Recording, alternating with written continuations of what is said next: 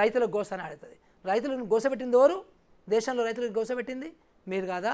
So ఈ అంశాలు ఇలా తీసుకుంటే ఈ మధ్య ప్రవీణ్ కుమార్ మీద ఒక ట్వీట్ మీరు చేశారు. ఎలా రెస్పాండ్ కావాలో అర్థం కావడం లేదు. ఆర్ఎస్పీ గారు గత 2 సంవత్సరాలుగా బీఆర్ఎస్ మీద చెప్పినవన్నీ తప్పులు అయినట్టేనా? అప్పుడు దుర్మార్గుడు ఇప్పుడు హీరో అయ్యాడా?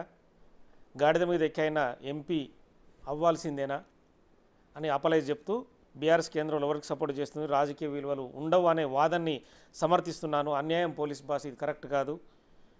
యువత మిమ్మల్ని చూసి ఇంకేం నేర్చుకోవాలి?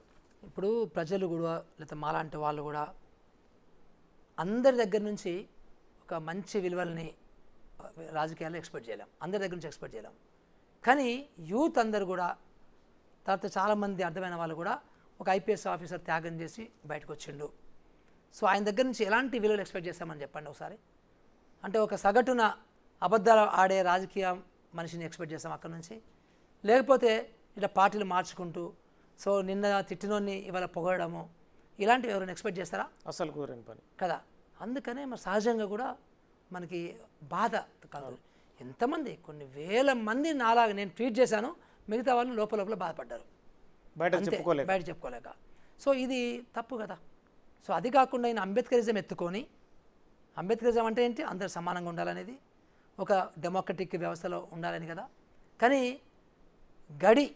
ప్రగతి భవన్ గడిలో ఉండి పరిపాలన చేస్తున్నాడు 10 సంవత్సరాలు, అందరినీ గోసబుచ్చుకున్నాడు.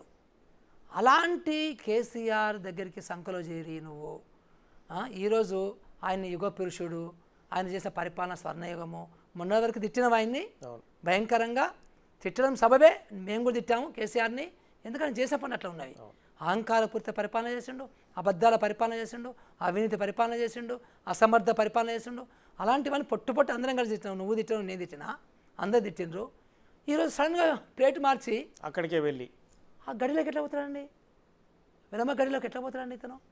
అదొక పెద్ద exploited community, to be frank with you. అవమానపరచబడ్డ వ్యక్తి మళ్ళీ అతను అవమానపడ్డాడు. అసలు మొత్తం తెలంగాణ అస్తవ్యస్తం చేసిండు కదండి, ఆడుకున్నాడు. ఇప్పటికీ ఇంకా అబద్ధాలు ఆడుతున్నాడు.